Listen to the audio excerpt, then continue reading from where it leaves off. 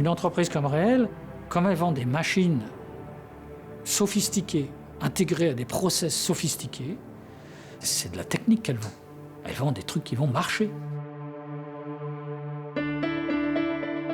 Réel a jamais laissé tomber un projet, pas fini comme il faut, etc. Ça nous a coûté du sang, des larmes et de l'argent pour certains projets, mais on est toujours allé au bout, on a toujours fini ce qu'on avait dit qu'on ferait, on a toujours obtenu les performances qu'on devait obtenir, même avec de la souffrance. Et c'est ancré, c'est dans les gènes, ça. Il faut qu'on y aille et on ira au bout et on va au bout. Il ne faut jamais oublier les clients dans l'histoire, parce que les clients, c'est des gens qui ont quelquefois du courage d'accepter un certain nombre de choses, quand ça va mal, et d'aider. Et c'est là qu'on apprend aussi beaucoup, parce que Réel a appris énormément au contact de ses clients. On a toujours essayé de conserver le même métier, c'est-à-dire la manutention, le levage, dans des environnements complexes, dans des process importants pour le client. Donc ça, c'est une constante. Mais en revanche, on a essayé de diversifier les domaines d'application de ce métier.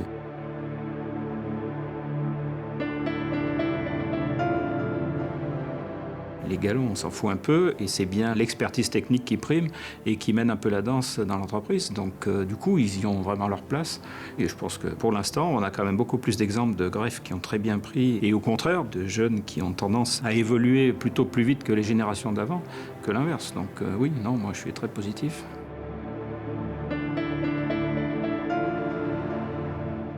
On est sur un créneau, on fait de la technique. Bon merci l'entreprise, c'est extraordinaire. Un ingénieur chez Réel ou un projeteur, il fait vraiment un boulot d'ingénieur. Il est toujours en train d'essayer de s'améliorer, il n'a jamais assez de compétences.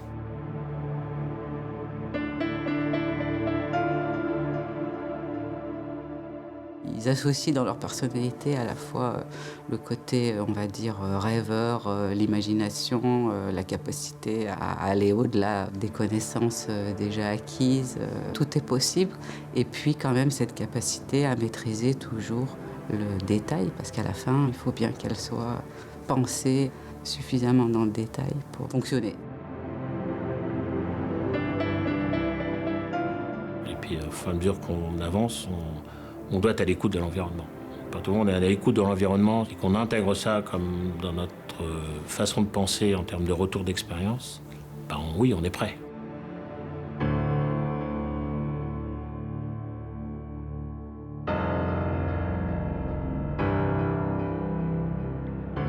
Le 8 avril 1946, Pierre Ferrand, ingénieur de 42 ans, et Charles Frantz, jeune technicien de 23 ans, s'associent pour créer l'entreprise Ferrand et Frantz. Les débuts sont modestes. On travaille la tôle et les profilés. Le premier contrat porte sur des châssis de disjoncteurs électriques. On est loin de l'univers du levage. Mais peu à peu, l'affaire se développe. Et en 1951, encouragée par un de ses clients, l'entreprise conçoit et fabrique son tout premier pont roulant. La conception est abordée avec un œil neuf. Il est décidé de substituer à la technique classique d'un assemblage en treillis de profilés celle du bâti soudé qui a fait ses preuves en construction métallique. L'innovation est non seulement technique, mais aussi commerciale. Le pont Réel arrive sous des chemins de roulement équipés, câblés, peints et peut être monté en quelques heures. Enfin, ce pont possède de vraies qualités esthétiques. Il obtiendra en 1953 le label Beauté France et sera présenté cette même année à la Foire internationale de Lyon. Dès lors, son nom s'impose comme une évidence. Réel, acronyme de rationnel, économique, esthétique, léger. Rapidement, les commandes se multiplient. Grâce à des distributeurs licenciés, le pont Réel s'exporte partout dans le monde, de l'Espagne à l'Iran en passant par l'Algérie et la Belgique. Dans le même temps, les demandes se diversifient. Au pont roulant, le plus souvent fabriqué sur mesure, s'ajoutent bientôt des matériels de série, tels que les potences ou encore les bureaux mobiles.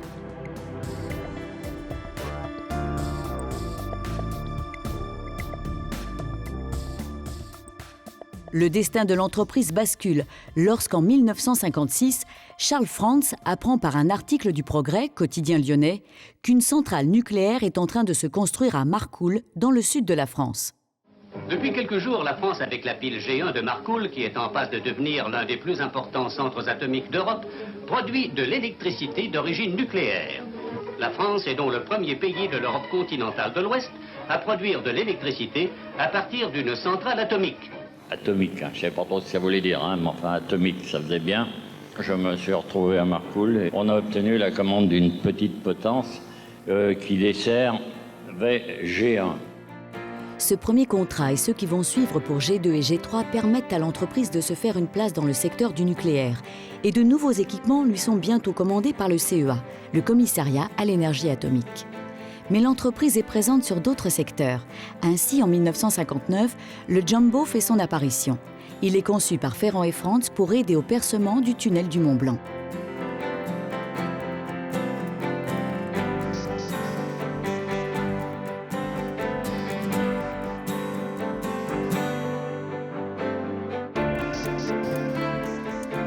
Un an plus tard, l'entreprise fête la mise en route de son 500e pont roulant. Les commandes se multiplient et avec elles, les opérations de montage, de mise en service et d'entretien. Certains clients rencontrent des difficultés dans le maniement d'équipements de plus en plus complexes. Pour Charles Franz, qui a le souci du client chevillé au corps et au cœur, la solution est évidente. Il faut créer un service après-vente. Occupez-vous des clients, a-t-il l'habitude de répéter depuis toujours. Le SAV de Ferrand et Franz est créé en 1963 et prend le nom de Reelex. L'entreprise met également un point d'honneur à rester présente sur les grands chantiers pour mieux répondre aux besoins de ses clients, parfois même les anticiper. Elle ouvre ainsi une première agence à Marcoule où la construction de plusieurs installations nucléaires bat son plein. Une seconde ouvre peu après, en 1964, à La Hague, où une usine de retraitement est en cours d'édification.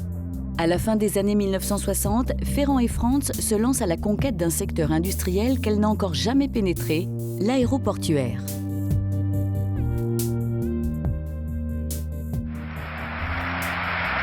Comme les premiers pas d'un enfant, le premier vol d'un avion est toujours un événement, surtout lorsqu'il s'agit du plus gros appareil jamais construit, le Boeing 747. Long de 70 mètres, haut comme une maison de 5 étages, il pourra transporter dès la fin de l'année 490 passagers à 900 km/h sur 8000 km. L'intérieur rappelle, paraît-il, une salle de cinéma. L'avenir est au mastodonte du ciel. En 1969, Air France construit à Orly un hangar pour le lavage et l'entretien du tout nouveau Boeing 747. Ferrand et Franz se voient confier la réalisation des équipements qui permettent d'accéder à l'appareil. Le challenge est important. Les mensurations de l'avion sont en effet sans commune mesure avec ce qu'on connaît jusqu'alors. L'entreprise lyonnaise propose un système de téléplateforme de travail suspendu capable de pivoter à 360 degrés et relié au chariot par un mât télescopique hexagonal. C'est une réussite. Rapidement, elle se fait un nom dans le secteur aéroportuaire et commence à exporter son savoir-faire. Espagne, Arabie Saoudite, Afrique du Sud, Canada, Japon, les années 70 sont riches en succès commerciaux. Mais la décennie est surtout marquée par le formidable essor de l'industrie nucléaire. En 1970, Framatome, mandaté par EDF, lance la construction de 2 réacteurs REP 900 MW à la centrale de Fessenheim. En 1972, 4 autres sont lancés pour la centrale du Bugey. Fin 1973, le Premier ministre Pierre Messmer annonce le lancement d'un vaste programme nucléaire afin de limiter la consommation française en hydrocarbures. Pour l'avenir, nous avons décidé, vous le savez, de diversifier nos approvisionnements en énergie. Ainsi, nous avons décidé d'accélérer le programme de réalisation de nos centrales d'électricité nucléaire. C'est dans ce contexte que l'entreprise, qui a pris le nom de Réel, se voit confier à partir de 1974 la conception, la fabrication et le montage des machines de chargement du combustible pour 6 réacteurs. Et là, on a délivré des machines 900 à un rythme on ne verra plus jamais, puisqu'on est arrivé à en livrer 4 par an, tant que je me souvienne. Alors on ne livrait pas tout le système, on livrait que les machines de chargement. Ça se faisait dans l'usine de Villefranche, où avait été construit un puits d'essai. Et c'est des machines quand même assez rudimentaires, puisqu'il n'y avait pas d'automatisme à l'époque. Et c'était plutôt une réussite, puisque ça s'est bien passé. Ces commandes inaugurent ce qui sera le cœur de métier de Réel pour les 30 années à venir. c'est le début d'une incroyable aventure industrielle. En tant que fournisseur d'EDF et Framatome, Réel est en première ligne. À partir de 1978, l'entreprise franchit un nouveau cap en fabriquant les machines de chargement des réacteurs 1300 MW. Ce sont les premières à intégrer des automates. Ces automates, d'ailleurs, c'était les premiers et ça marchait mal. C'était même une très grande difficulté de mise au point. Et chez Réel, il n'y avait pas la compétence. À tel point qu'on a dû faire installer chez nous un des ingénieurs de télémécanique à l'époque. Et c'est comme ça, petit à petit, qu'on a considéré qu'il fallait se mettre aux automatismes pour pouvoir déjà maîtriser ce qu'on avait à faire. Pendant 10 ans, les ateliers de l'usine de Villefranche-sur-Saône tournent donc à plein régime. Réel gagne en un temps record une expertise et une notoriété qui dépassent les frontières. Entre la France, la Chine et l'Afrique du Sud, l'entreprise va livrer au total quelques 66 équipements de chargement du combustible. Parallèlement, elle travaille pour les usines de retraitement du combustible à Marcoule, puis à La Hague. Sur ce site, qui va connaître une expansion formidable au cours des années 80, Réel installe rapidement une agence qui profite de sa proximité avec son client, la Cogema, pour remporter de nombreux contrats. Parmi les plus importants, on trouve les ponts perches qui équipent les piscines d'entreposage du combustible. Des réalisations complexes, difficiles à la fois techniquement et financièrement, mais qui installent Réel comme un équipementier de référence sur le secteur. Le développement de la filière nucléaire en France a propulsé Réel dans une nouvelle ère. Et c'est dans ce contexte que Charles Frantz prend la décision de transmettre la direction de l'entreprise. Il a 65 ans, il ne veut pas s'éterniser aux commandes et souhaite que son fils Philippe puisse s'exprimer pleinement. Le mot d'ordre, tout s'apprend. Philippe, il a appris son métier de président avec une ténacité qui était impressionnante, quoi. Nombreux sont ceux qui se rappellent les négociations de certains contrats au forfait. Quand vous avez pris un contrat au forfait, il faut aller jusqu'au bout. Et c'était bien dans la culture de Réel d'aller jusqu'au bout du dossier, mais ça s'est fait au prix de pertes extrêmement importantes. Et donc, il a fallu négocier et avoir une oreille extrêmement compréhensive de notre client pour pouvoir se sortir de ce très très mauvais pas. Lors de ces années sensibles, Réel renforce une conviction souvent répétée par Charles Frantz sur l'importance de la rigueur en termes de gestion de projet. C'était de la comptabilité analytique au début, quoi, mais ça s'est vite transformé en une vision à terme du projet, quoi, et pas seulement où on en est aujourd'hui, mais aussi on a avancé sur les notions de partage, d'outils communs, de partage de ressources, partage de méthodologie à l'intérieur du groupe, mais l'esprit, il est là depuis longtemps. Durant ces premières années où Philippe Frantz est à la manœuvre, le nucléaire continue de tirer l'activité de Réel. C'est l'époque des premiers arrêts de tranche pour visite décennale. Les équipes de Réel y prennent une part importante en procurant à EDF une assistance technique aux opérations de déchargement et de rechargement. Ce sont des équipes de montage, principalement des équipes de l'usine, qui, au fil de l'eau, ont créé l'envie, en tout cas auprès du client, d'avoir des équipes d'arrêt. C'est un service de maintenance complètement différent, donc avec ce qu'on appelle les arrêts de tranche, donc pas de maintenance pendant une grande période et des arrêts de maintenance sur certains sites. À cette même époque, l'entreprise travaille pour l'usine Melox, qui fabrique le combustible MOX. Réel fournit des prestations variées, à commencer par les emblématiques boîtes à gants, qui permettent de manipuler ces pastilles de combustible. Quant au portique de Cherbourg réalisé en 1994 pour la Cogema, il s'impose comme une des réalisations phares de la décennie. Spectaculaire, avec ses dimensions hors normes, il permet à Réel de franchir un nouveau seuil d'expertise technique. Bon, ouais, jusqu'en 1998, il y a quand même 90 ou 95% de son marché qui est lié au nucléaire, alors au sens large, et puis un peu dans l'aéroportuaire, mais toutes les opportunités pour se diversifier ont toujours été saisies. Réel se tourne donc vers d'autres secteurs industriels, la cimenterie et l'incinération des ordures ménagères, pour lesquelles elle réalise des ponts entièrement automatisés. Réel fait également quelques incursions remarquées en montagne avec l'aménagement du Funitel à Val Thorens ou encore la réalisation du téléphérique du Pic du Midi de Bigorre dans les Pyrénées.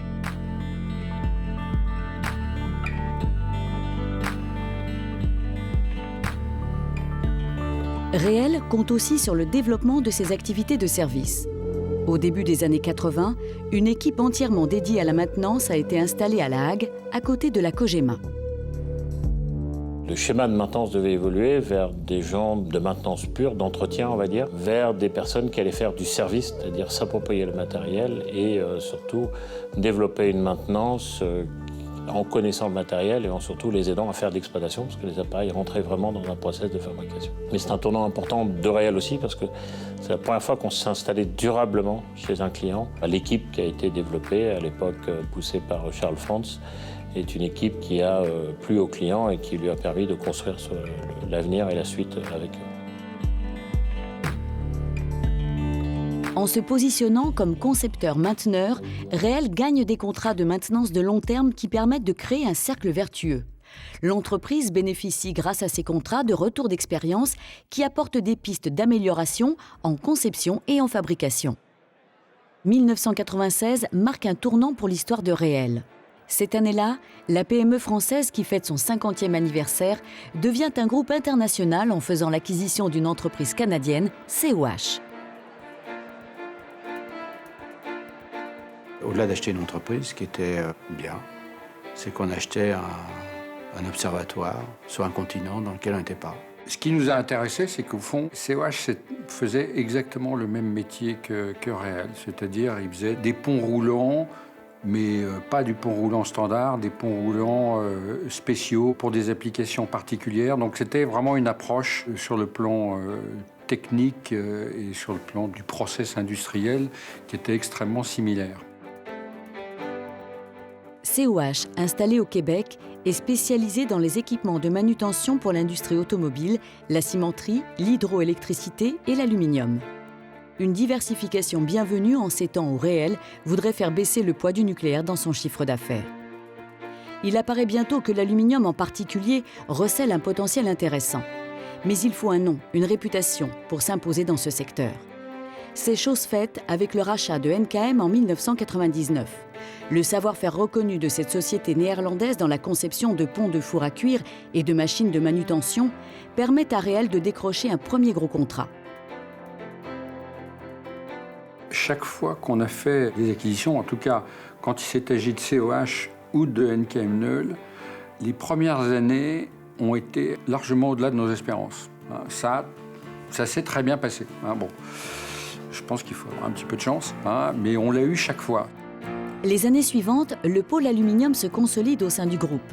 2002 voit la naissance de NKM Neul Special Cranes, joint venture entre NKM et le département des ponts spéciaux de Neul, une entreprise allemande très présente sur le créneau de l'électrolyse.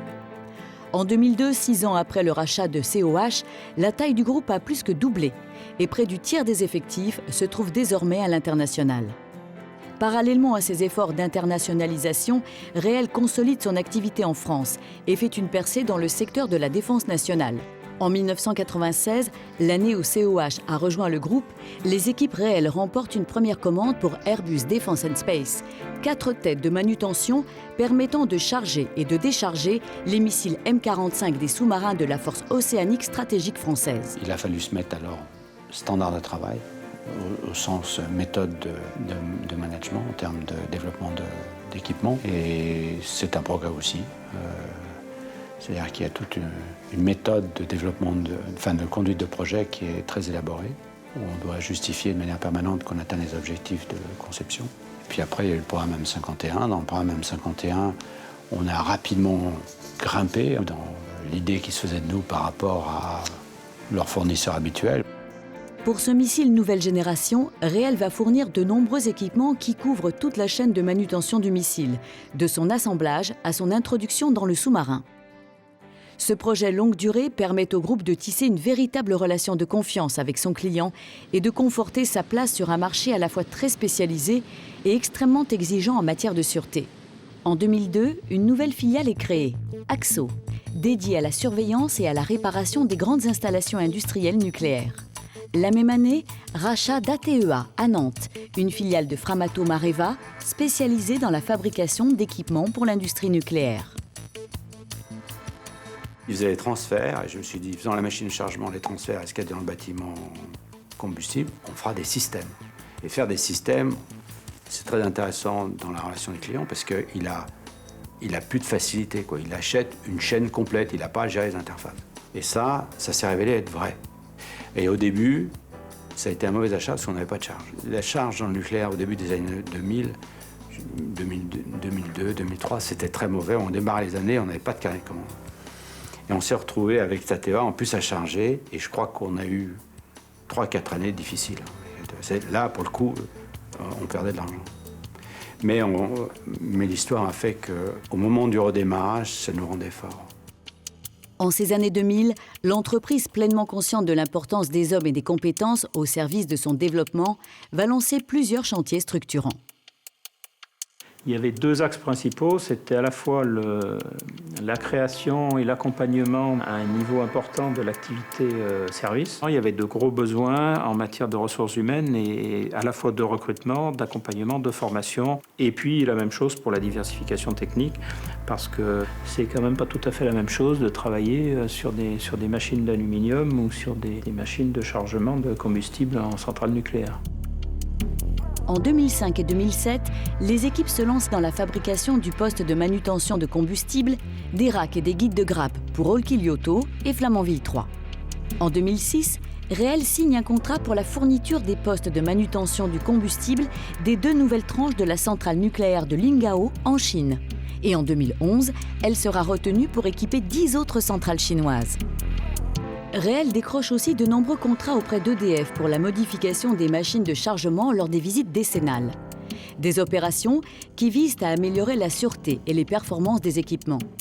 Ce contrat, qui s'échelonnera de 2006 à 2014, fournira à l'activité maintenance une charge régulière et conséquente, validant ainsi le modèle Réel. On essaye de développer cette notion de constructeur maintenance qu'on retrouve dans l'ensemble des parties du groupe, que ce soit chez Sowash au Canada, que ce soit avec NKM Neul. On est constructeur d'appareils de manutention et je dirais que c'est logique pour certains clients, dont les appareils de manutention sont une préoccupation, de se dire avec un constructeur, j'ai quand même des chances d'avoir un appareil qui soit bien maintenu et que le constructeur puisse l'aider, en tout cas au quotidien, à bien utiliser cet appareil. Dans le secteur de l'aluminium, la croissance est forte jusqu'en 2008 et Réel s'affirme comme un acteur de premier plan. Cette période est marquée par la création de filiales à l'international qui permettent au groupe de renforcer son activité sur place en étant plus proche de ses clients. NKM Neul Sibir en Russie, NKM Neul Venezuela, NKM Neul Xiamen en Chine. Le but, c'était effectivement d'alimenter le marché chinois, mais en fait, il s'avère qu'on n'a jamais obtenu de licence pour pouvoir être présent sur le marché local. L'usine chinoise a été et reste, je dirais, un fournisseur interne du groupe à 80 ou 90%. Cette internationalisation à marche forcée au cœur des années 2000 coïncide avec la période la plus intense de recrutement et l'arrivée de la fameuse génération Y dans l'entreprise. Il ne faut pas passer à côté. Il faut les intégrer, et que déjà dans l'entreprise, on a 3 ou 4 générations qui cohabitent. Il faut juste que les gens se comprennent les uns les autres. On a exactement le même souci, compte tenu du caractère international de Réel, en matière de culture des différents pays qui composent Réel.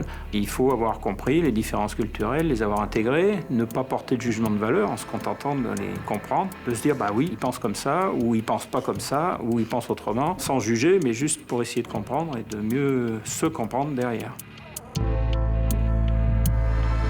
Et pour aller encore plus loin et se donner les moyens de relever l'enjeu des compétences, Réel va s'engager dans la création d'une véritable école. On s'est dit, il faut qu'on arrive à inculquer un petit peu aux nouveaux arrivés, pas forcément que des jeunes d'ailleurs, des gens un peu ce métier du levage, par exemple changer un câble de levage, c'est une opération qui n'est pas du tout apprise à l'école. Les gens peuvent avoir une formation technique, peuvent avoir une formation électrique, puis du bon sens surtout, mais encore une fois, en leur montrant les bons gestes, les bons sujets. Alors du coup, on a créé cette école avec un cursus de formation. Tous les formateurs de l'école Réel sont des professionnels exerçant ou ayant exercé une activité dans l'entreprise. Ça permet d'avoir des formateurs qui sont formés, c'est l'inverse, on les forme à être formateurs, à savoir conduire un stage, mais ils ont déjà la technique, ils ont déjà le fond dans leur activité professionnelle. Ce qui fait une grande richesse de ces stages. Et effectivement, les salariés peuvent poser des questions à l'infini parce qu'ils ont en face d'eux des vrais professionnels qui connaissent le sujet et qui peuvent répondre à toutes les questions. Je pense que c'est une force. C'est très reconnu par les clients. Et maintenant, on a développé un petit volet formation client. Encore une fois, ça nous permet d'avoir un peu moins de panne lorsque le client utilise mieux l'appareil et qu'on lui a bien formé à ce genre de choses.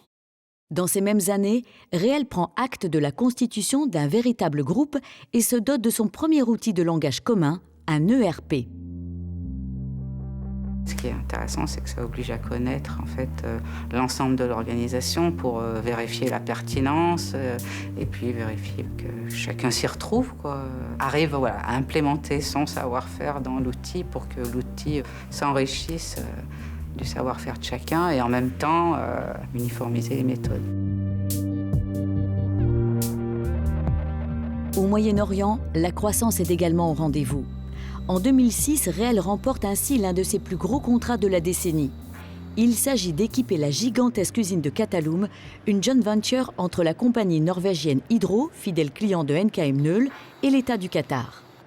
En 2008, Rusal, l'un des plus gros producteurs d'aluminium au monde, passe commande à NKM Neul d'une 50aine de machines pour 2 nouvelles alumineries russes. On a fait une usine, on a acheté les machines, on a embauché 60 personnes. Et ça se situait en 2008, et puis est arrivée la crise violente. Et on reçoit un mail nous demandant de suspendre les commandes. Et puis on s'est retrouvé avec des travaux en cours non payés, et voilà, c'était le drame. Donc en fait, nous, on a assuré les fins de mois d'NKM Neul. Rusal était dans l'incapacité effectivement de poursuivre son investissement, et on s'est retrouvé avec cet investissement sur les bras. Non seulement des impayés majeurs sur le contrat lui-même, mais aussi tous les investissements qu'on avait faits qui étaient, je dirais, bloqués, gelés. Et donc on a affronté 2 ans et demi avec énormément d'argent dehors. Et puis en 2010, ils se sont dit mais on va peut-être redémarrer. Donc ils sont venus à Lyon. On a essayé de solder une partie des problèmes, mais pas tout. Et puis, ils sont réarrêtés. Et en 2014, ils sont venus 2 jours à Paris. Ils ont loué une suite au Georges V, on s'est enfermés, et puis on a réglé les sujets. Ils ont dit, est venu le directeur général de Rusal, un type très bon niveau, très sympa. Et on a réglé les sujets, et ils ont payé. C'est-à-dire qu'on a inversé, c'est-à-dire d'une situation de sous-financement du contrat, on s'est débrouillé à passer en surfinancement, et on dit que l'argent, c'est le nerf de la guerre, mais là, je peux vous dire que c'est vrai. On est devenu maître de notre sort avec les Russes, et aujourd'hui, ça continue, ça continue. On livre.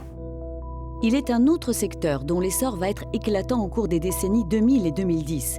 Il s'agit de l'aéronautique.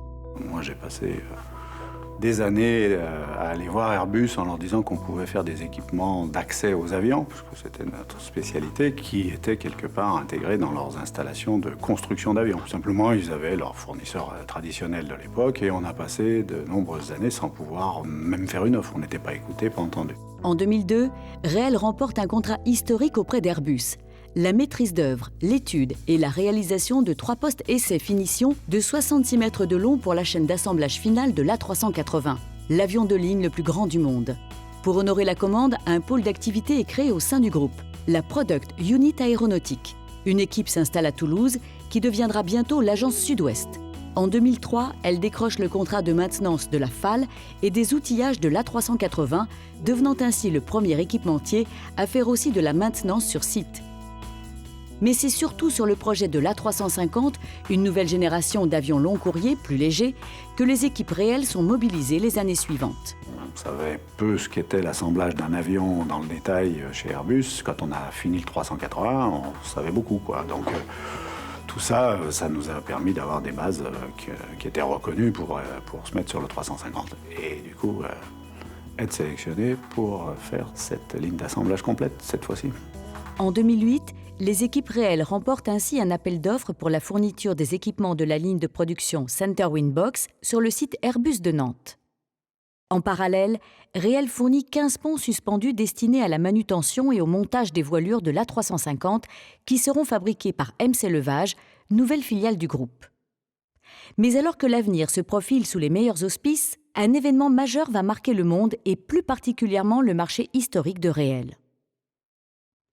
Le 11 mars 2011, un séisme suivi d'un tsunami sur la côte pacifique du Japon provoque un accident industriel majeur dans la centrale nucléaire de Fukushima. Suite aux explosions au réacteur 1 et 3, puis au numéro 4, le niveau de radioactivité s'est élevé et il y a des risques qu'il s'élève encore.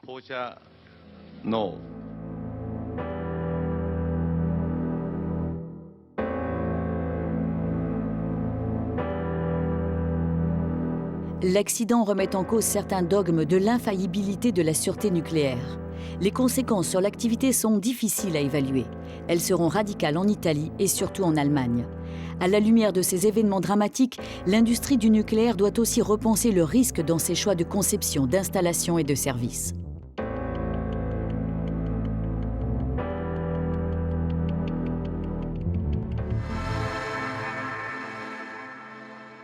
Dans cette même année, Réel amorce un nouveau tournant dans son histoire en acquérant Imeca, entreprise positionnée sur le secteur du offshore. Nouvelle diversification, nouveau champ d'action, mais forte synergie des métiers. Les deux entreprises pratiquent le levage et toutes deux possèdent une solide expertise dans la mise en œuvre de systèmes complexes. C'est beaucoup des compétences très semblables, voire identiques à celles qu'on pratique. Mais globalement, c'est quand même des métiers qui sont similaires aux nôtres et où on peut d'abord comprendre leur métier, leurs problématiques, et puis aider, et puis flexibiliser des équipes, etc. En faisant entrer Imeca dans son giron, Réel s'agrège les compétences d'un acteur incontournable de l'offshore. Imeca, quant à lui, va disposer grâce à Réel d'une capacité financière décuplée qui va lui permettre de gagner des appels d'offres restés jusqu'alors hors de portée, faute d'avoir une taille critique. Rapidement, Imeca gagne plusieurs commandes pour des tours de pause destinés à opérer dans un environnement en grande profondeur. Mais voici qu'en 2014, les cours du pétrole s'effondrent. Du côté des producteurs, les investissements sont stoppés. À l'usine de La Rochelle, l'activité diminue sensiblement. On a déclenché un investissement assez important, puisqu'on a construit une usine qui a coûté 10 millions d'euros. Mais bon, la non-utilisation de l'actif coûte, mais ce n'est pas le plus gros. Le plus gros, c'est l'équipe qui n'a rien à faire. Donc il faut qu'on occupe d'une manière ou d'une autre et qu'on conserve le savoir-faire. Ces aléas pèsent bien sûr sur les résultats, mais ils ont aussi valeur de prise de conscience devant la succession des crises depuis 2008. La difficulté de tout ça, c'est qu'il y a de plus en plus de crises et que tout ça nécessite une agilité de l'entreprise et, pour dire les mots qui fâchent, une flexibilité des salariés de l'entreprise de plus en plus forte, ce qui est compliqué à gérer dans un cadre général de travail où on privilégie la qualité de vie. Le groupe poursuit son développement et sa diversification. En 2015, le pôle aluminium est renforcé par l'acquisition d'Alesa. Ça a été relativement rapide. Il y a un an, c'est-à-dire en mai 2015, on ne savait absolument pas qu'il y avait un processus de vente et que ce processus de vente pourrait nous impliquer. 70 ans après la création de l'entreprise, ses valeurs et son modèle de développement font l'objet de quelques convictions. Et c'est finalement un ensemble de réflexes qui forment un héritage commun. Chez Réel, l'histoire est une leçon de choses renouvelée qui confirme que rien n'est jamais acquis. Enfin, c'est quoi la difficulté et c'est quoi la réussite derrière? Parce que souvent la réussite, elle est née de la difficulté, d'une difficulté vaincue.